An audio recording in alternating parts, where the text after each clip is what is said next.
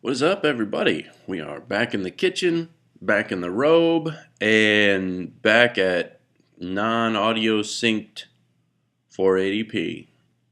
You found the Lambdog 76 experience. Hello, Lambdogians. This is going to be a video response to my homie 12 Gauge Angel, and we are back on topic at the Lambdog 76 channel with the mystical, spiritual, amazing world of the universe. In case you don't know, somehow, we've been talking back and forth about the slit experiment, double slit experiment, and I've been video responding back and forth to 12, and we're going to be moving that forward with this episode.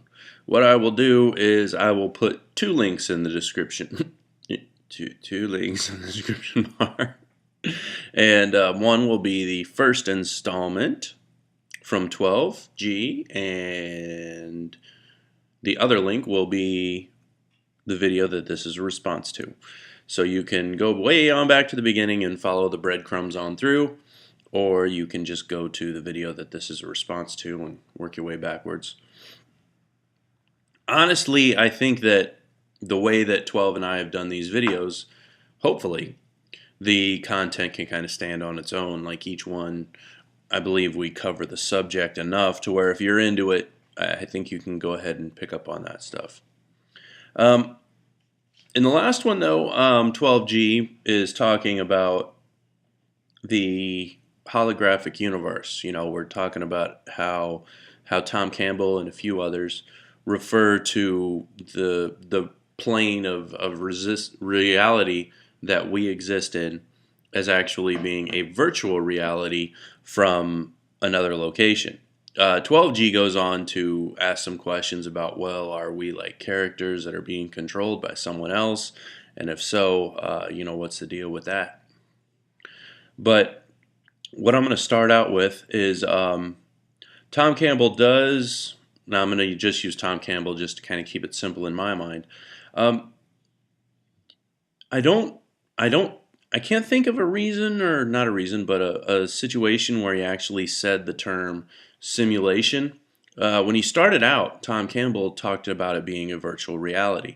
And the reason why he was able to declare, okay, this plane of existence is a virtual reality, was he was taking it all the way back to the Big Bang Theory and a creation-centric theory of the origin of the universe. Now that's a mouthful, right?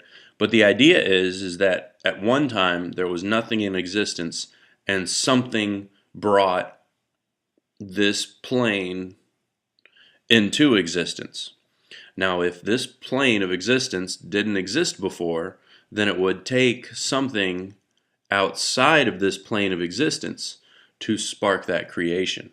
So that's how you get the idea of a separate reality from the original reality. So the next one that's created is a virtual reality. And what the explanation was used was just like we create video games and things like that, so it is with a virtual reality, because a virtual reality is a virtual reality. And Tom Campbell talked about how this particular one is remarkably complex with a great many players and everything else. Before we get too far, and I'm going to be answering all 7 of 12's questions. 7 of 12. There's not 12 questions, there's 7 questions. A guy named 12 asked them. Is that complicated? Oh, shit. Real quick, just what comes to my mind as you were going on in your video, 12, speaking to you. Are we overcomplicating this in the direction you're going? You know what I mean? I am, as many on here know, a student of Aristotle. And Aristotle, of course, one of the many things that he is famous for is metaphysics. And there's some certain definite realities of metaphysics. And to take quantum mechanics, right, and use quantum mechanics to come up with an equation to explain metaphysics, I don't think it's that complicated of a deal. I don't think it has to be that complicated of a deal. Because things such as subjective emotion, like if we find, just for example, if we discover a little particle that allows us to feel a certain connection, you and I, 12G and Lambdog 76, if there's a little particle that subjectively wise causes the same endearment in both of us, those particle pairs that I was talking about in the last video, like developing a quantum mechanical explanation of what's friendship. You know, you get people that experience the same experiences, and eventually they react the same way to a similar circumstance, okay? Not always at the same time, however,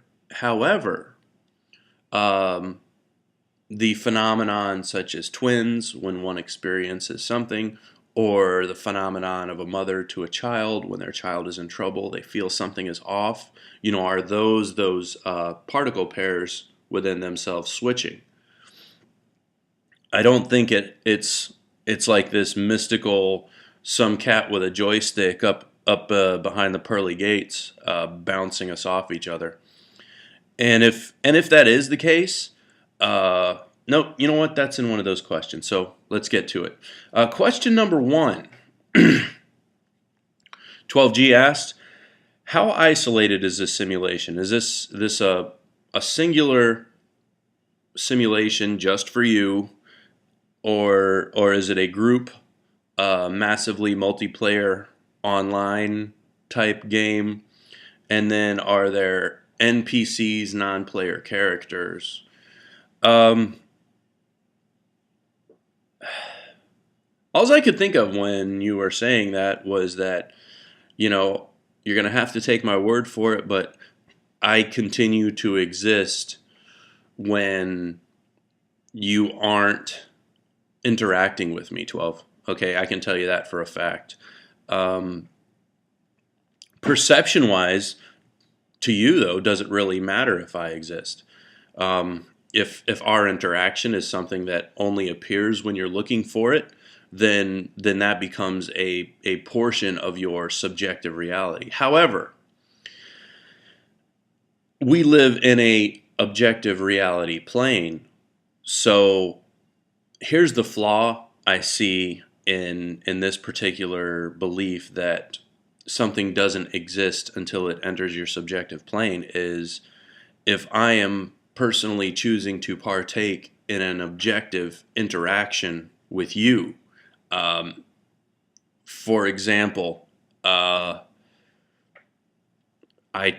tow your car for no reason whatsoever. I buy a tow truck, I go up to where you live, and I tow your car, and I objectively affect you with no subjective interaction whatsoever.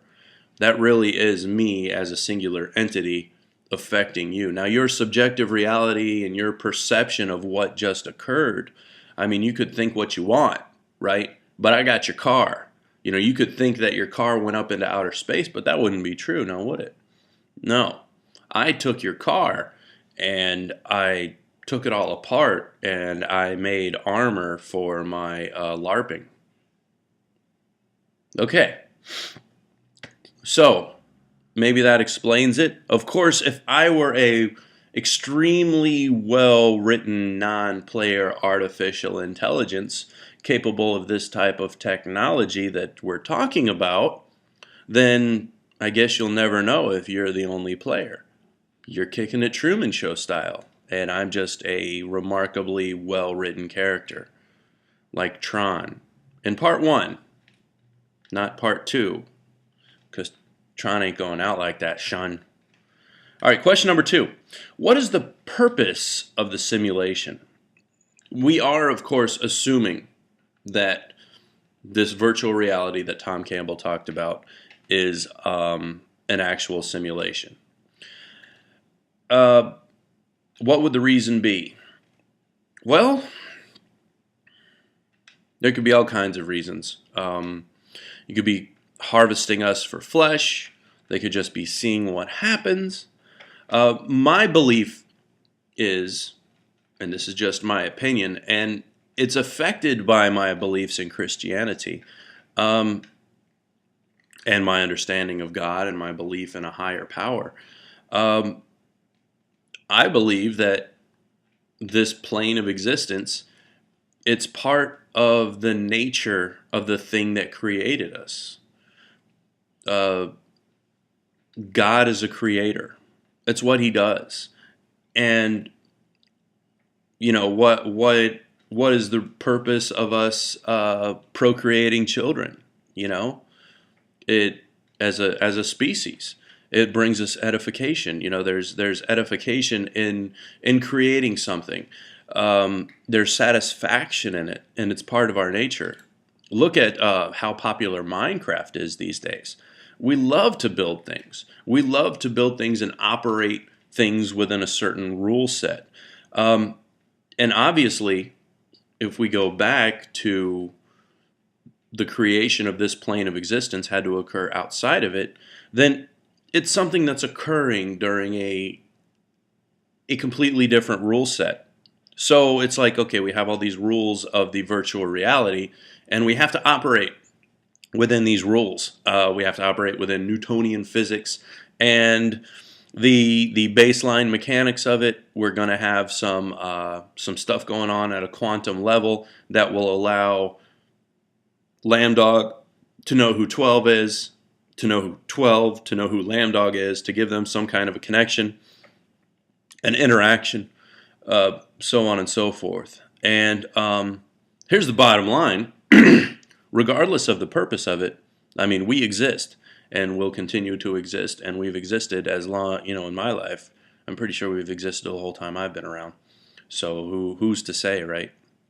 Great question, of course, as all these are. I don't think I've mentioned that yet. We're doing good.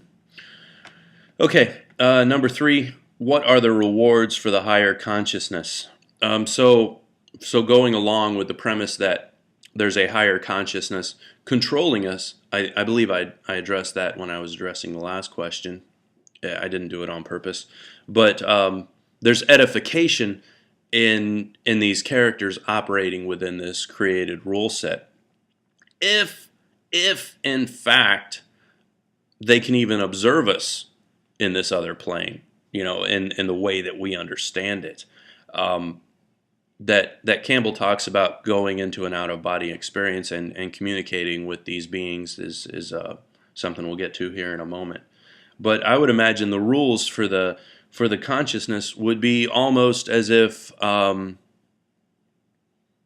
you're observing your creation operating within a rule set. So it's sort of like Mario Brothers playing when it's the computer playing it, and Mario makes a jump and he's getting coins and stuff like that. If you're programming Mario, or if you started the program of Mario, there's a satisfaction watching a program run.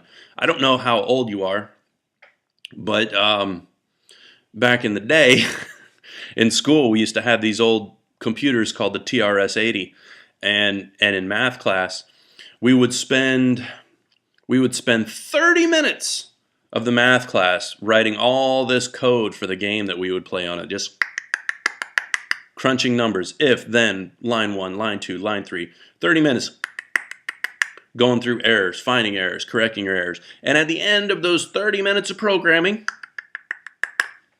you got to watch your program run. You got to play Pitfall, or you got to see a Christmas tree being built perfectly. It was satisfying. It was satisfying to put in that work, to put in that rule set, and then to see that spark of engagement of the program taking place. So I have direct experience in that. And then later on with the 4X, no, not 4X. Why do I keep saying 4? Oh, I got the trading on my mind, right? Later on in college with the Fortran, I got to see the other side of that coin, right? So we had the TRS-80, which was heaven, and then we had the Fortran, which was hell. Oh my goodness.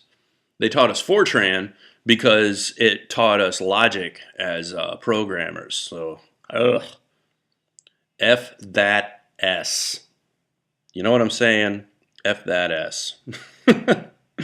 uh, Now, question 4. Can we open our mind to what our highest conscious wants us to learn? Will it make our life better? That is assuming that our higher conscious wants us to learn something. 12G, you talk about how the higher conscious is learning things from our creation and our interaction and things like that. I somewhat addressed this in the last question. What Fortran taught us, like we weren't using Fortran because it's what we were going to use when we finally got into the industry, because C++ and C++ was already well entrenched. We were taught Fortran, and we had to take Fortran, and we had to learn Fortran because it taught us logic. It taught us logic within a rule set, and it's important to learn logic. And I was at the University of South Florida when they were openly emphasizing that the reason of you going to college is to learn how to learn. You learn how to learn because you have to adapt to a rule set, and you have to respond to that rule set accordingly based on the information. So how do I put this? You can't possibly create a manual that will cover every single situation that a person will encounter. Lord knows NASA tries. And I've worked with, God, listen to me talk. You're not going to believe me when I tell you this. When I know what you're thinking. I'm an automobile mechanic, right? Well, what the hell do I know? Well, I am not just an automobile mechanic. I am a General Motors automobile mechanic. So when I took 6.5 liter diesel, which is Chevy's old diesel a few years ago, in our class, there were mechanics from NASA who were in the class with us. And they were buying a whole bunch of these vehicles that had this particular diesel engine. And their job was to not only learn the diesel stuff, but to also understand the systems and write the diagnostic trees of procedures. So they were attempting to write procedures, anticipating the parts that they need, because they were needing the trucks over in Morocco or some place where they had to, before they deployed, they needed to anticipate everything that could possibly happen and bring it all with them and have everything ready to go. And as the one guy was telling me, and they were very nice guys, naturally very smart. I don't think being mechanics was their only job, but they're like, man, we got a procedure for everything. Got all these manuals and stuff like that. Like, how could you make a procedure for life? Not when all the values are different. You know, a procedure for life works when you're working with a machine that needs to operate within a rule set to conduct itself. But, you know, are you going to have a procedure? Are you going to have a procedure for what to do with your kids when they misbehave? Are you going to have a procedure for what to do when you and your wife have a disagreement, or when somebody yells at you, when their feelings are hurt? You can't do it. So I would imagine if we do have a higher conscious monitoring us, I think the most valuable thing that we could ever do is to learn how to learn how to adapt, learn how to react to each other correctly and morally. Now, the second part of your question there is, would that be able to make life better? I think if we somehow really agreed to a correct moral set, sociopaths notwithstanding, I think life would be a heck of a lot better. I mean, if you flat out everybody operated within the golden rule and to treat others as you would wish to be treated, and if you don't care how you're treated, well, then to treat others how you would wish for somebody that you cared about to be treated, then I think the world would be a better place. Me personally, just speaking. Next question. Is the pursuit of science the reason for the simulation? It could be. Because if you think, the pursuit of science brings us into a objective moral set. Newtonian physics, it's all built upon itself. So if one thing interacting with something else causes a certain event, then it must be true that A plus B equals C. So I think in a way the pursuit of science brings us closer to putting our mind and our spirit into an area where we can in fact learn and can in fact adapt to a situation. Um, and I think life can be very fulfilling within that pursuit. I have a great love for science and an even greater love for mathematics, and I just really very much enjoy them. So I think it really could be. Next question, number 6. When science is evolving, um, and we're looking at a thing that can actually change us and tear the fabric of the universe, tear the fabric of our understanding, as quantum mechanics seems to be doing. So, where there will be some type of reset button, what happens then is that when we get to this existence altering information, the existence altering answer, when we find the God particle, will there be a reset button? Will our conscious selves come out of the sky? Will we be sucked up into the air, tribulation style? Not according to my Bible, but kind of the other way around. I don't think so. Number 6, my opinion is I don't think so. I believe that, as an example of the quantum mechanics, let's say the slit experiment, these particles do act really odd when they're being observed, as we are assuming. Does it change the fact that gravity exists? Does it change the fact that combustion and BTUs affect other things a certain way? Does it affect the way amino acids link with each other? Does it affect the way that inertia and everything else occurs? No, it doesn't change any of that. The Flat Earth Society. What does it matter if the Earth is flat? Like, I think it was Campbell who said that surveyors actually operate under the premise that the Earth is flat. So what does it matter? Well, it matters if you're going to circumnavigate the globe. It matters if you need to go east to get someplace west because you can't go west. It matters then. So these quantum interactions, these subatomic existing interactions, on a day-to-day level, do they really make a difference? Even though they've been in play since the beginning. And I was at the dentist yesterday, and they brought it up somehow about how 300 years ago, the way that our modern mind can remember passwords, addresses, numbers in sequence, and stuff like that, they wouldn't have been capable of it. They had the same mind as us, okay? But it didn't matter. Like, here I am thinking about my friend who lives 1,000 miles away, and I've got another friend that lives another 1,000 miles away, and I can think about you guys, think about what you have going on. But 300 years ago, I'd be thinking about how I can turn the crop today when the sun comes up, or my thoughts would be very different. However, my quantum interaction and the things that made me wouldn't be that much different, So I don't necessarily. I'm just offering my perspective on a circumstance.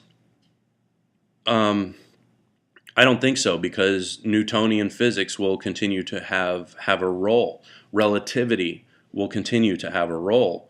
The math is good on them within a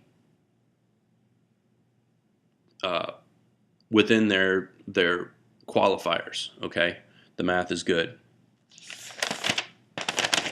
Second page, last question, tying it all together. Number 7, is there that much to back up the holographic universe theory? And 12 is talking about how Tom Campbell, talking about how he's interacting with these people. Sounds a little bit like Miss Cleo. The holographic universe, we can prove that there is a subatomic world that looks very different than the one that we operate, than the one that we take in as a whole, and we can prove that there's an outer space that's very different. So here's a point, and here's a point, and then here's the plane that exists within that. So I think logically we can surmise that in order for creation to exist at all, something had to exist outside of creation that sparked that. So logically and mathematically, the creation cannot create itself. It requires a creator. So that means that something is on the other side of that plane. Now, what is exactly that plane? Is it a pit of hell down at the bottom, and is it the pearly gates of heaven up at the top? I will defer back to Aristotle. In the opening of Metaphysics, and you could probably get a couple pages into it and find this, when he's talking about using corporeal events, objects, and circumstances to try to describe an incorporeal event. Everything we know and everything we understand is in the physical. So how do you explain the spiritual, something that doesn't exist where we are right now? It's on a different plane. How can you describe that? How can you describe something that doesn't have a physical description? You have to associate emotion and spirituality to physical, corporeal circumstances that can elicit or cause the response in your audience that you're looking for. Campbell says as much. If you listen very, very closely to his first hour in Calgary, he talks about how you need to understand that an experiment, when we're talking about an experiment, it isn't actually the experiment. The experiment's not going on right when you and I are talking about the double slit experiment.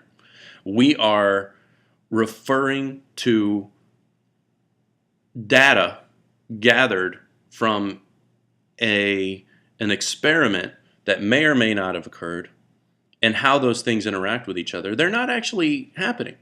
When you tell a story of an event that went on, it's not actually going on.